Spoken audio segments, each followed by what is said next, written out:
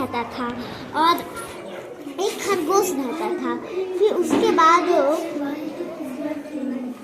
फिर जब भी वो दोनों जा रहे थे तो फिर बीच में उन्हें एक गिलहरी मिली जो कि बहुत क्यूट थी।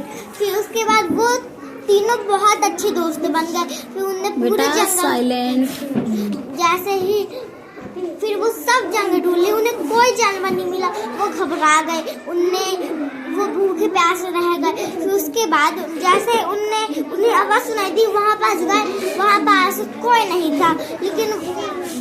लेकिन जैसे ही वो घबरा गए, बहुत ज़्यादा वो डर गए कि ये आवाज़ आती कहाँ से है और जब भी हम देखने आते हैं ये चली कहाँ जाती है। तो फिर उसके बाद वो बहुत देर से भूखे प्यासे हो गए। फिर उसके बाद उसके जैसे एक और हिरन आया। तो फिर उसके बाद उन सबको उनने बैठाला। फिर एक बहुत बड़ी नदी थी जो कि उससे बस पता था, जो उसका सेम टू सेम हिरन था। फिर उसके बाद फिर उसने उसे अखरोट खाने को दिए, क्या बोलते हैं, अखरोट खाने को दिए।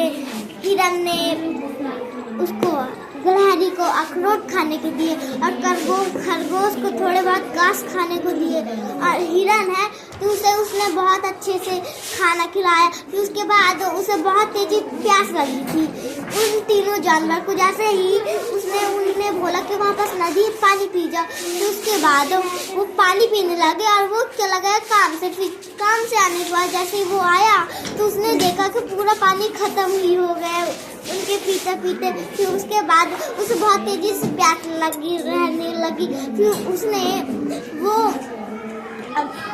खाना जितना भी खाए फिर भी उसकी भूख प्यास ना मिटे।